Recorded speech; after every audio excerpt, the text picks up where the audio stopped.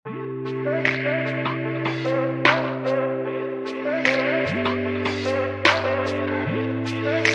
राधे प्यारे बच्चों। सुनो इधर, पिछली क्लास में अपन ने अध्याय नंबर 2 समाप्त कर लिया। आज की इस क्लास में अपन एक नया अध्याय प्रारंभ करेंगे और वो अध्याय कौन सा है? कौन सा है? अध्याय 3। और इसका नाम क्या है?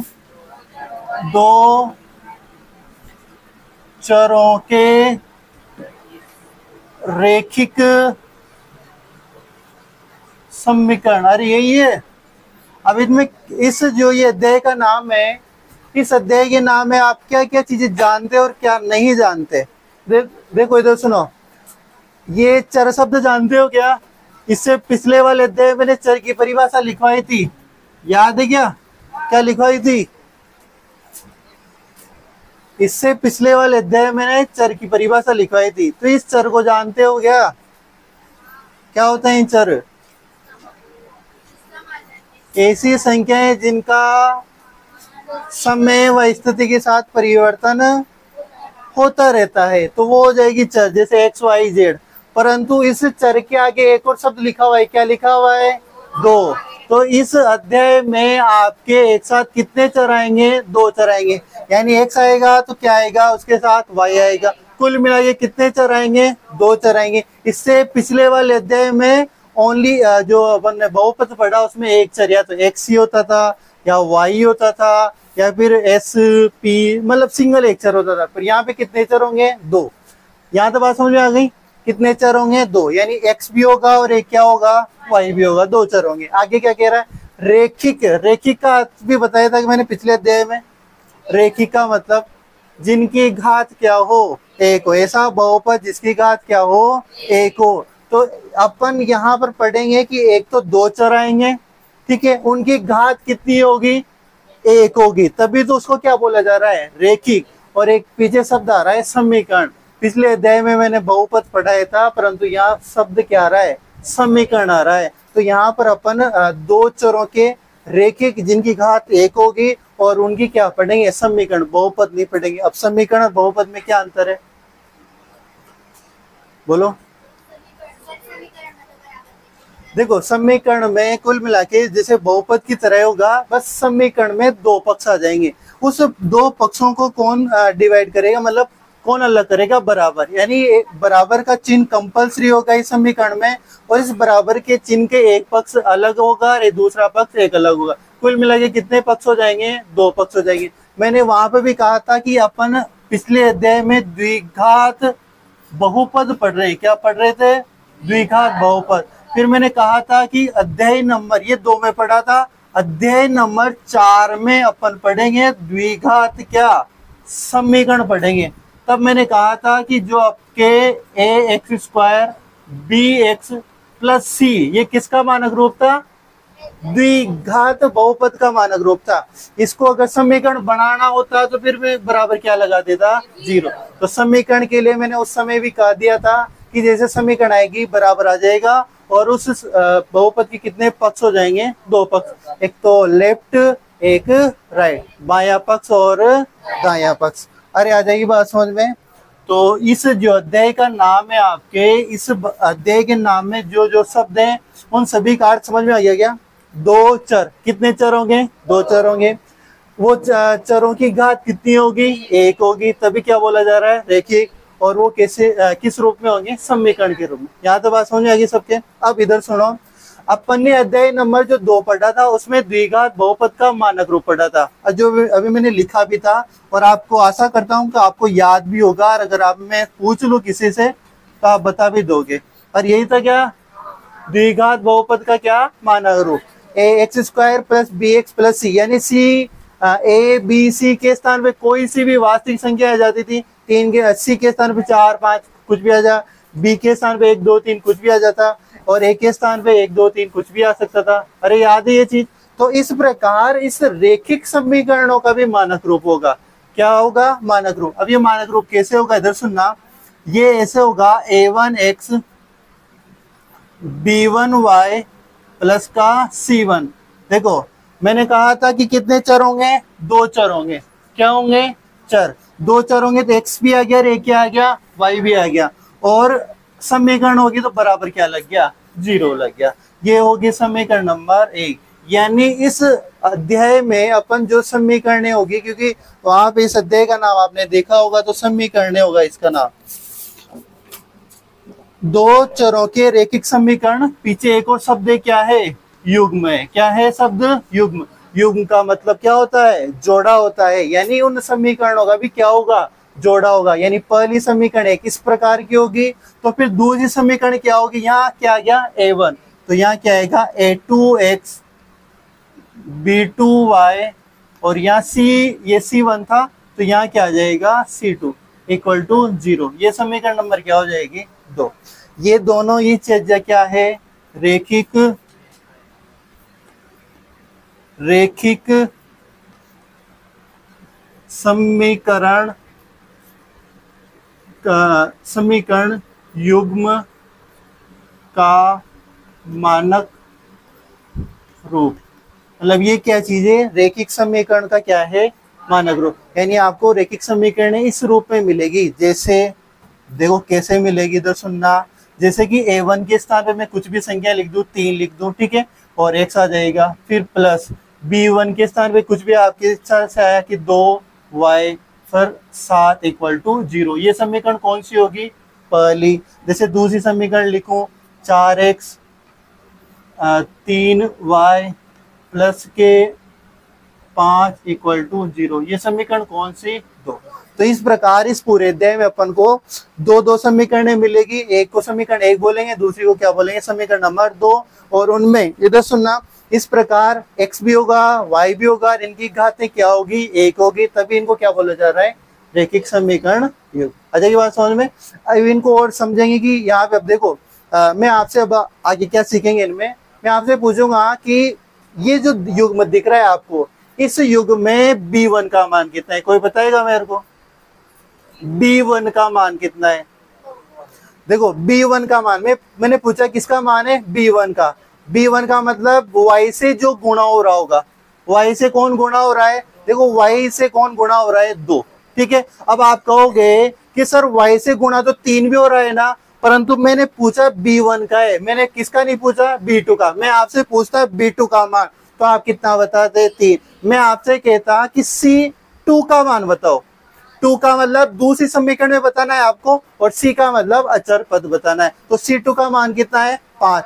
मैं आपसे कहता कि आप a2 का मान बताओ मेरे को, तो a2 का मान क्या होगा, a2 का मान कितना हो जाएगा, 2 मतलब दूसरी समीकरण, और 1 मतलब पहली समीकरण बताना। अब कोई कहे कि सर मैं इसको दूसरी समीकरण इसको दे दूं और पहली इसको दे दूं, तो फिर उसके अनुसार जो अपने मान है वो चेंज होते जाएंगे। परंतु जहां तक पहली होगी उसको पहली दे देंगे, दूसरी आएगी उसको दूसरी दे देंगे। तो इसको उतारो, यहाँ तक उतारो।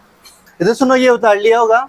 इसके नीचे अब देखना, अब अपन यहाँ ना मान पहचान रहे, मैंने पहले पूछ लिया था। अब आपसे पूछूं कि a1 का मान कितना है, देख के बताना।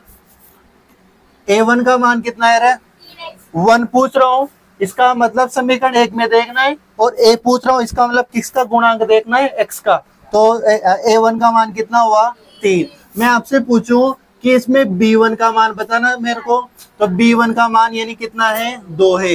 1 का मतलब समीकरण 1 में देखना है, और b का मतलब y को देखना है। आ जाइए बात समझ में।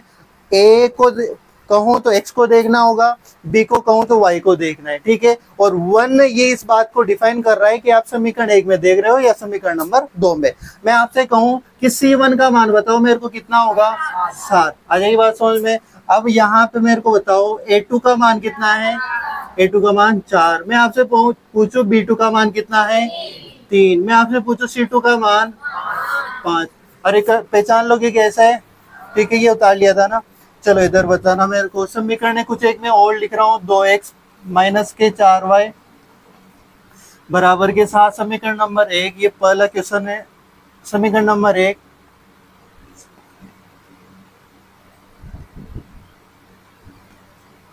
समीकरण नंबर 2, क्वेश्चन नंबर 2 दे रहा हूँ, जिसमें आपको एक और फिर पहचानना है।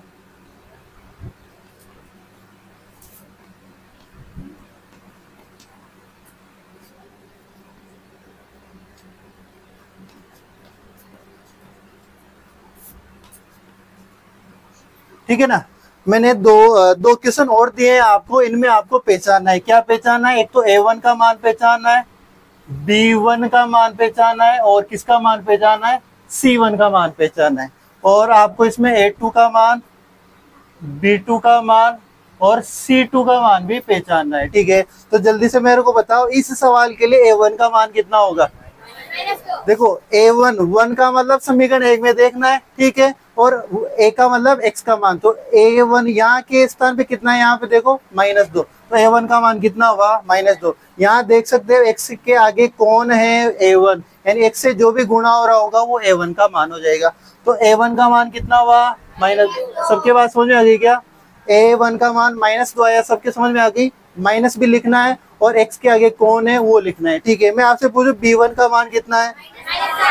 B1 का मान कितना है? -4। वेरी गुड, B1 का मान कितना हो गया? -4। अब आपसे पूछो C1 का मान कितना है? C1 का मान कितना है? 7। ये गलत है, C1 का मान क्या होगा? -7। अब सर आप हमें मूर्ख बना रहे हो, 7 तो प्लस का दिख रहा है पर आप माइनस क्यों बोल रहे हो? तो मैंने कहा कि जो समीकरण युग्म का मानक रूप लिखा है मैंने, उसमें C को इधर लिखवाया है, लेफ्ट साइड में लिखवाया है। C को कहाँ लिखा है मैंने? समीकरण के लेफ्ट साइड में, जबकि यहाँ जो C का मान आ रहा है ये राइट साइड में आ रहा है। तो अपन जब इसका मान बोलेंगे वो तब ऐसा बोलेंगे कि इसको इधर ले जाएंगे, 7 को इधर लाऊंगा तो किस में होगा वो?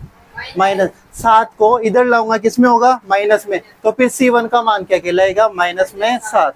अरे सबके बात समझ में आ गई है?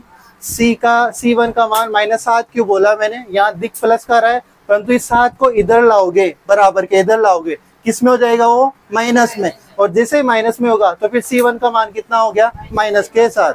आ जाएगी बात समझ में? चलो नेक्स्ट, A2 का मान बताना। A2 का मान यानी समीकरण 2 में देखो क्या, तो यहाँ कितना दिखा आपको? 4। मेरे को बताओ B2 का मान कितना है? -5। C2 का मान -5। C2 का मान भी -5 है और B2 का मान भी कितना है? -5। कर लोगे इस सवाल को? ये पहला सवाल कंप्लीट। ठीक है, ये एक सवाल था। दूसरा देखो, यहाँ पे आपको A1 का मान, B1 का मान और C1 का मान पहचानना है, फिर A2 का मान, B2 का मान और C2 का मान। चलो ये मेरे को बताओ, A1 का मान कितना होगा? B1 का मान -1/2। C1 का मान बताना। वेरी गुड, C1 का मान कितना हो गया? 5। A2 का मान बताना। B2 का मान देखो हाँ सही बात है, बहुत सेकेंड नहीं आया। देखो B2 का मान, देखो B2 यहाँ है, B2 मतलब y का गुणांक देखना है अपन को, और वो किधर होना चाहिए? लेफ्ट पार्ट में, समीकरण के लेफ्ट पार्ट में। तो इस 5y है ये इधर आएगा, पहले तो इधर लाना है, क्योंकि आपको इधर 0 रखना है। ये 5y इधर आएंगे, किसके होंगे? माइनस के।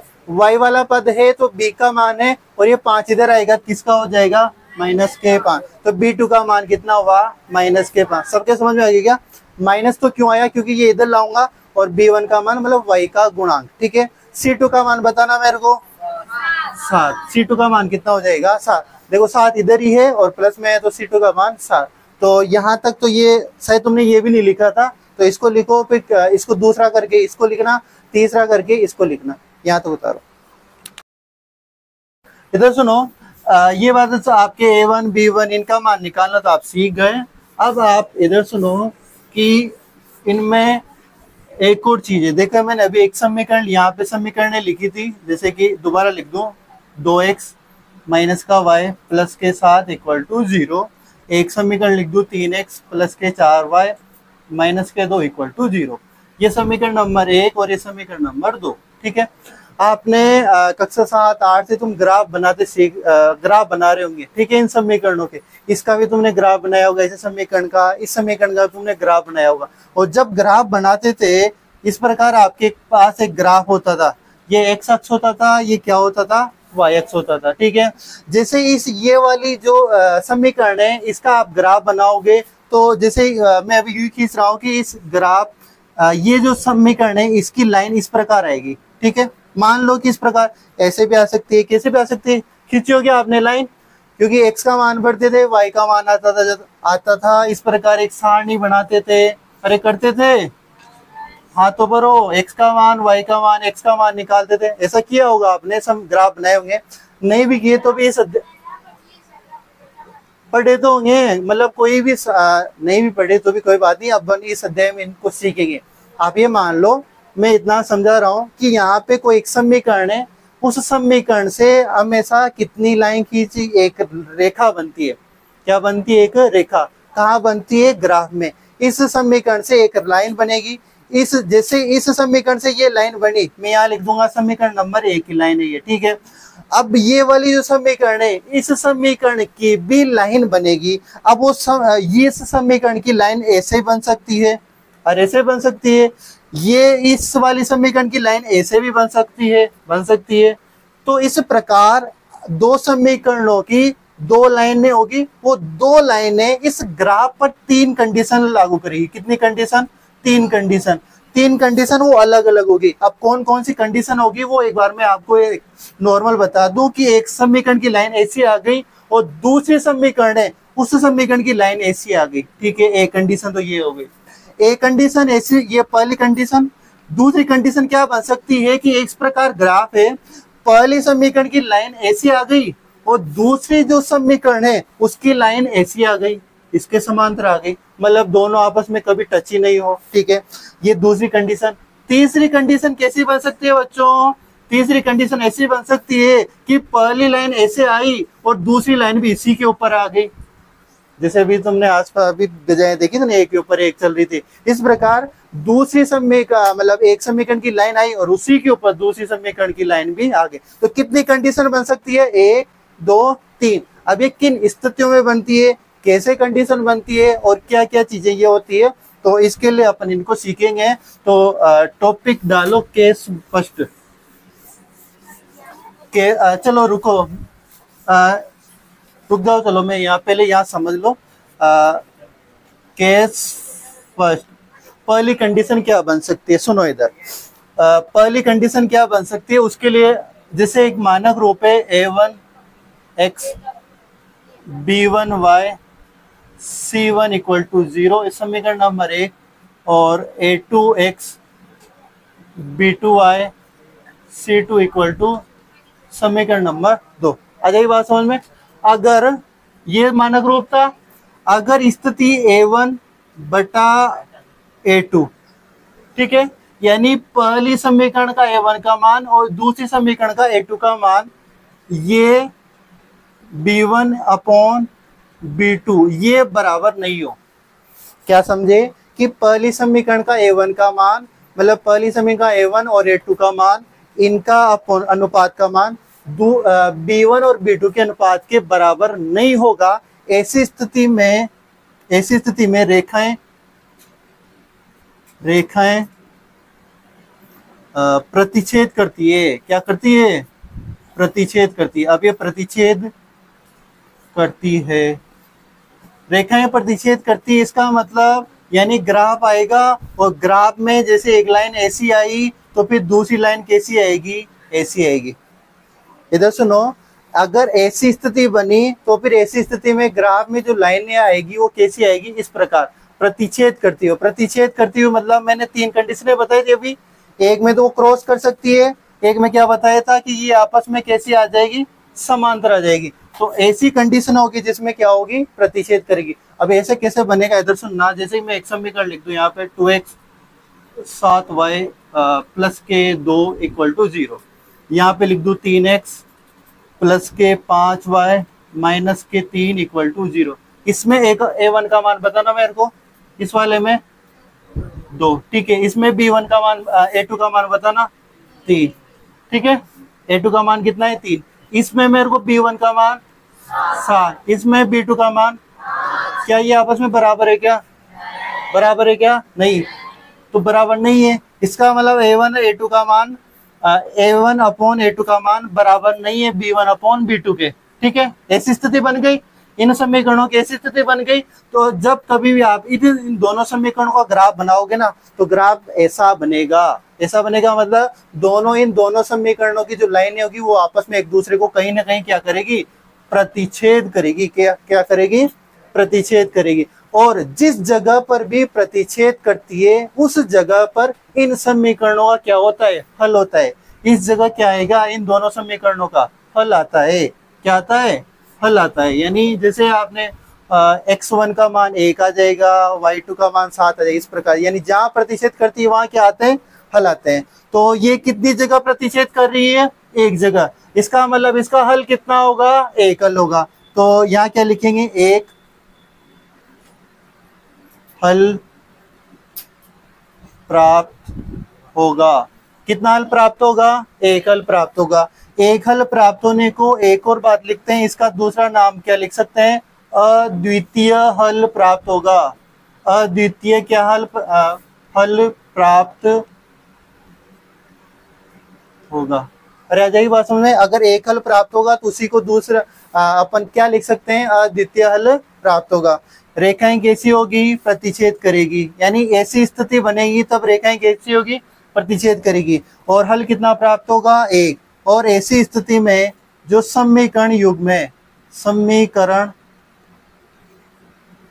युग्म संगत होगा। कैसा होगा, समीकरण युग्म संगत होगा। ठीक है, ये केस फर्स्ट था। केस सेकंड सुनो, केस सेकंड कैसे आएगा। केस सेकंड सुनो, केस सेकंड में क्या होगा, a1 अपॉन a2 का मान बराबर है b1 अपॉन b2 के, और बराबर है c1 अपॉन c2 के। यानी तीनों के गुणांक आपस में क्या आ जाए, बराबर आ जाए। तब ऐसी स्थिति में जो ग्राफ बनेगा वो ग्राफ कैसा बनेगा, बोलो बोलो। समांतर बनेगा, नहीं बनेगा, समपाती बनेगा। कैसे बनेगा, यानी जो पहली समीकरण होगी उसकी जो लाइन आएगी, उसी प्रकार दूसरी समीकरण की जो लाइन आएगी वो भी इसी के ऊपर आ जाएगी। यानी कैसा आएगा ग्राफ, देखो रेखाएं रेखाएं समपाती होगी। जब रेखाएं एक दूसरे के ऊपर आ जाती है, पहली रेखा के ऊपर दूसरी रेखा आ जाती है, तो इस स्थिति को क्या बोलते हैं, रेखाएं कैसी है, समपाती। रेखाएं समपाती प्राप्त होती है। इंग्लिश में बोले तो ओवरलैप करती है। रेखाएं क्या कर रही है, ओवरलैप कर रही है। यानी पहली रेखा थी उसी के ऊपर दूसरी रेखा आ गई, तो इसको अपना हिंदी शब्द में क्या बोलेंगे, समपाती। इंग्लिश शब्द आएगा ओवरलैप करना। रेखाएं क्या कर रही है, ओवरलैप कर रही है। तो रेखाएं कैसी होगी, समपाती। इसके लिए रेखाएं कैसी थी, प्रतिच्छेद कर रही थी। इसके लिए रेखाएं कैसी है, समपाती। यहाँ पे क्या लिखा था, एक हल प्राप्त होगा। ऐसा क्यों लिखा था, क्योंकि इसका ग्राफ एक जगह प्रतिच्छेद कर रहा था। इसका ग्राफ कितनी जगह प्रतिच्छेद कर रहा है, अरे दूसरे वो तो उसी के ऊपर आ गई।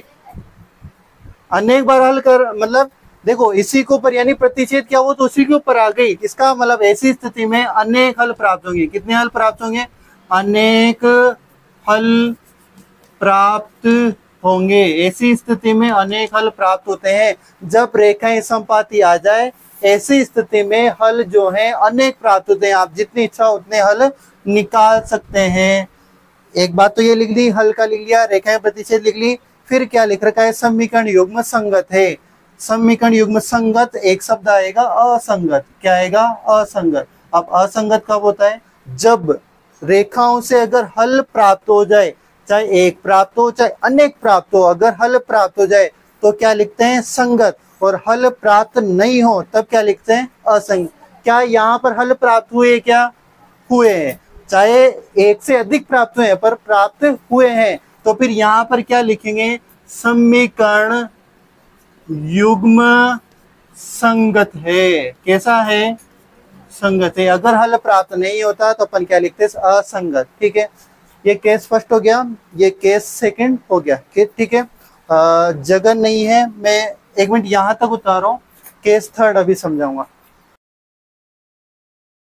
सुनो इधर, जैसे कि ये केस फर्स्ट सेकंड हो गया, केस सेकंड समझते हैं ना, सॉरी केस थर्ड। सुनो इधर, केस थर्ड क्या कह रहा है, देखो वहां पर एक कंडीशन आई थी, a1 अपॉन a2 is not equal to b1 upon b2। ये केस फर्स्ट आया था। फिर सेकंड आएगा कि तीनों आपस में क्या है, बराबर है। केस थर्ड क्या आ रहा है, A1 अपॉन A2 बराबर होता है B1 अपॉन B2 के, और ये बराबर नहीं होता है C1 अपॉन C2 के। आ जाएगी बात समझ में? यानी शुरुआत के दो बराबर, लास्ट वाला बराबर नहीं होता। ऐसी स्थिति में रेखाएं समांतर होती है। रेखाएं कैसी होगी, समांतर होगी। यानी ग्राफ आप खींचोगे तो पहली रेखा अगर ऐसी आई, पहले समीकरण की पहली रेखा ऐसी आई, तो फिर दूसरी समीकरण की दूसरी रेखा इस प्रकार आएगी। यानी उस रेखा के क्या आएगी, पैरेलल आएगी, समांतर आएगी। इधर सुनो, दूसरी बात क्या कह रहा है, दूसरी लाइन क्या लिखते थे, यहाँ लिखते थे हल के बारे में लिखते थे। क्या लिखते थे, हल के बारे। क्या हल कब आते थे, बोलो, हल कब आएंगे, जब वो दोनों रेखाएं आपस में कहीं न कहीं क्रॉस कर रही हो, टच कर रही हो, तभी हल आते हैं। यहाँ पर अनेक बार हल टच कर रही थी तो कितने हल लिख दिए, अनेक हल। इस वाली कंडीशन में एक जगह स्पर्श कर रही थी तो अपन ने क्या लिखा था, एक हल। क्या इसमें कहीं पर स्पर्श करेगी, क्या समांतर रेखाएं कभी स्पर्श करेगी, नहीं करेगी। तो यहाँ पर क्या लिखेंगे, हल प्राप्त नहीं होंगे। यानी ऐसी स्थिति जब A1 अपॉन A2 बराबर है B1 अपॉन B2 बराबर नहीं है C1 अपॉन C2 के, तो ऐसी स्थिति में कोई हल प्राप्त नहीं होता। रेखाएं कैसी होती है, समांतर होती है। और मैंने ये कहा था कि अगर हल प्राप्त होते हैं तो मैं क्या लिखता हूँ, समीकरण युग्म कैसा है, संगत है। परंतु अगर हल प्राप्त नहीं होते हैं तो फिर क्या लिखूंगा मैं यहाँ पर, समीकरण युग्म कैसा है, असंगत है। समीकरण युग्म कैसा है, असंगत है। समीकरण युग्म कैसा है, असंगत है। तो ये केस नंबर थर्ड, इसको उतारो एक बार, फिर मैं एक बार तीनों को एक बार और समझा दूंगा। सुनो इधर, ये यहां तक उतार लिया होगा आपने। एक बार आपको शायद बहुत को और अधिकतर के समझ नहीं आएगी सर अभी तक क्या समझाए। इधर सुनो, मैं तीन बातें समझा रहा हूँ जो आज की क्लास की इंपॉर्टेंट बातें।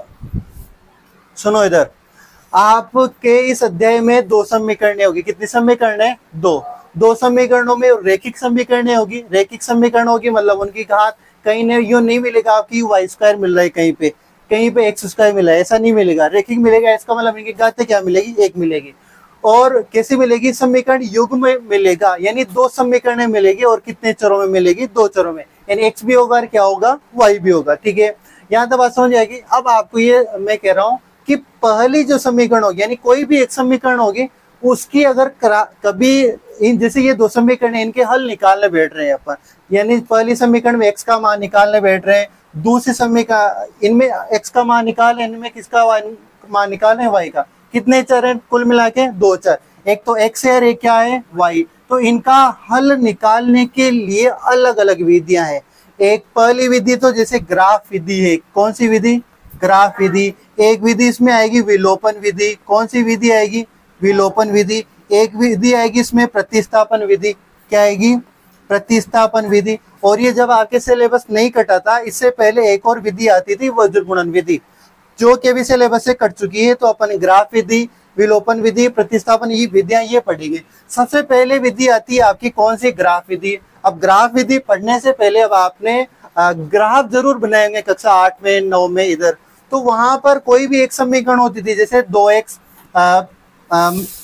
प्लस का 3y प्लस के साथ इक्वल टू 0। अगर आप इसका एक ग्राफ बनाओगे तो ग्राफ में एक लाइन आएगी। कैसी आएगी, एक इस प्रकार एक लाइन आएगी। ठीक है, ग्राफ बनाओगे इस समीकरण का तो क्या आएगी, एक लाइन आएगी। अब अगर इस एक समीकरण से कितनी लाइन आ रही है, एक लाइन आ रही है। तो दो समीकरण होगी तो कितनी लाइनें आएगी, दो लाइनें आएगी। कितनी लाइनें आएगी, दो लाइनें आएगी।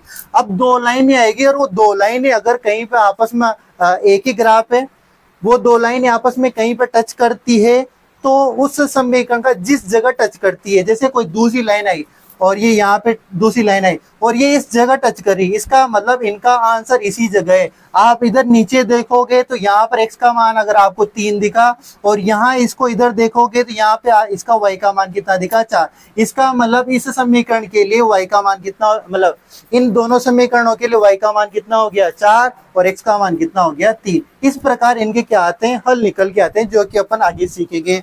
अब इधर सुनो, हर बार ऐसे समीकरण देगा, अपन को ओनली समीकरण देके क्या हर बार ग्राफ खींचेंगे क्या कि इनके हल आएंगे कि नहीं आएंगे, इसका कितना हल आएगा? क्योंकि देखो ग्राफ की कंडीशन है, मैंने कितनी बताई, 3 कंडीशन बताई। कितनी बताई?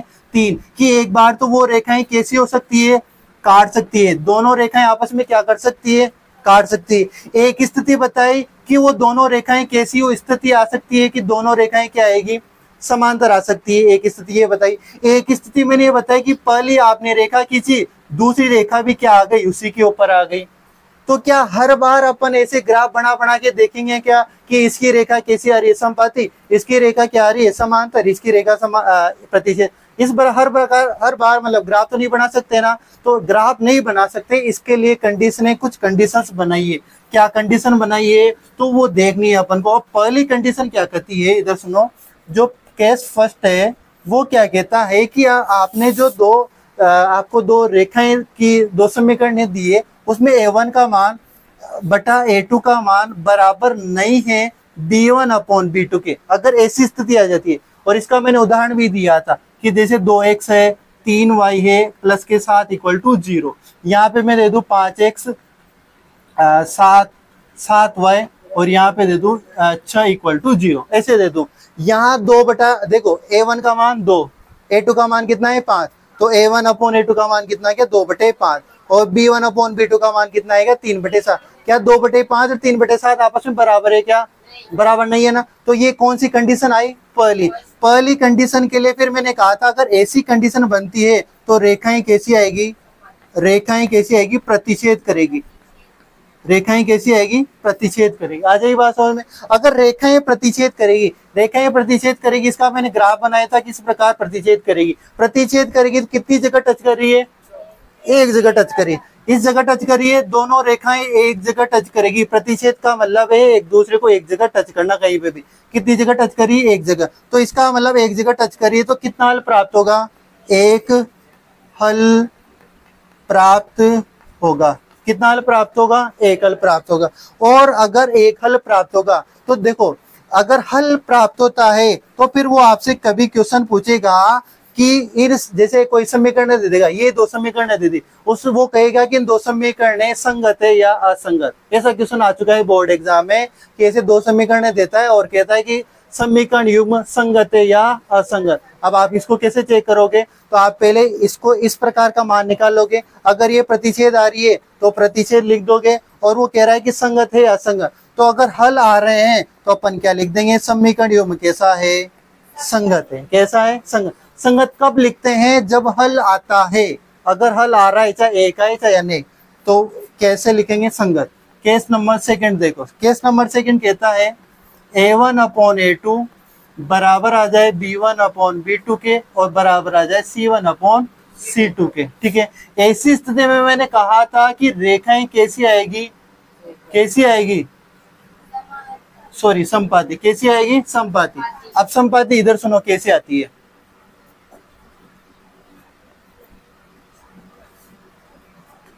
इधर सुनो, देखो यहाँ पर इसका मान कितना आएगा 2/4। इसको हल करोगे तो कितना आया 1/, अरे हल करोगे तो 2/4 का 2 से पार्ट इस काट दो, कितना आया 1/2। 3/6 आएगा इसका मान, मतलब b1 अपॉन b2 का मान कितना आएगा 3/6। ठीक है, 3/6 को वापिस सरल करो, कितना आया 1/2। यानी इसका मान भी कितना आया 1/2, इसका मान भी कितना आया 1/2। 7/14 का मान भी कितना आया 1/2। कितना आया 1/2। क्या तीनों मान आपस में बराबर है क्या, यानी इस समीकरण युग्म की जो रेखाएं आप बनाओगे वो कैसी आएगी, इस प्रकार आएगी। कैसी, संपाती। तो फिर यहाँ क्या लिखोगे, रेखाएं कैसी होगी, संपाती। अब संपाती है तो अपन यहाँ लिखते हैं हल के बारे में। हल कब आते हैं, जब वो प्रतिच्छेद करिए। यहाँ कितनी बार प्रतिच्छेद करिए, अनेक बार करिए। तो ऐसी स्थिति में, जब ऐसी स्थिति बन जाएगी तो फिर कैसे होंगे हल? अनेक हल प्राप्त होंगे। आ जाएगी बात समझ में। और मैंने कहा था कि समीकरण युग्म दो बातें, संगत है, एक क्या बात है? असंगत। संगत कब लिखते हैं? जब हल प्राप्त होता है। और हल प्राप्त, यहाँ हल प्राप्त हो रहा है क्या? चाहे एक आ रहा हो चाहे अनेक आ रहा हो, हल प्राप्त हो रहा है तो इसको क्या लिख देंगे? यानी ये समीकरण युग्म भी कैसा है? संगत है। ऐसा पूछ ले कि ये समीकरण युग्म संगत है क्या, तो आप इसका मान निकालोगे। ये निकलने के बाद अगर सभी मान, जैसे मान निकाले मैंने 1/2 1/2 तो ये सभी कैसा है? बराबर। तो अपन क्या लिख देंगे? समीकरण युग्म कैसा है? संगत है। आ जाएगी बात समझ में। केस नंबर थर्ड में क्या स्थिति थी कि A1/A2 बराबर है B1/B2 के बराबर नहीं है किसके? C1/C2 के। मैं इसी में चेंज कर रहा हूं कुछ एक चीजें। देखो क्या कब बराबर होता है? इधर सुनो, यहाँ पर देखो 2/4 का मान अगर सरल करोगे तो कितना आएगा? 1/2। 3/6 का सरल करोगे तो कितना है? यानी आने वाले शुरुआत के दोनों मान आपस में क्या है? बराबर। और 7/3 क्या ये सरल हो रहा है क्या? नहीं हो रहा। तो स्थिति यही बनी है कि आगे वाले दोनों बराबर, बाद वाला बराबर नहीं, यही बन रही है ना। यानी अगर ऐसी समीकरण आ गई, ऐसी समीकरण आ गई तो फिर मैं क्या लिखूंगा? रेखाएं कैसी आएगी? रेखाएं कैसी आएगी? समांतर आएगी। कैसी आएगी? रेखाएं समांतर होगी। कैसी होगी? रेखाएं समांतर होगी। अगर रेखाएं समांतर है, समांतर है इसका मतलब वो रेखाएं इस प्रकार है, कहीं पर आपस में टच नहीं करेगी। और रेखाएं समांतर है तो क्या हल आएंगे? क्या नहीं आएंगे। तो हल प्राप्त नहीं होंगे। हल प्राप्त नहीं होंगे। हल प्राप्त नहीं होंगे। आ जाएगी बात समझ में। और अगर हल प्राप्त नहीं होंगे तो ये बताओ मेरे को समीकरण युग्म कैसा होगा? समीकरण युग्म कैसा होगा? असंगत होगा। कैसा होगा? असंगत। आ जाएगी ये बात समझ में। यानी अगर हल नहीं आ रहे तो समीकरण युग्म कैसा है?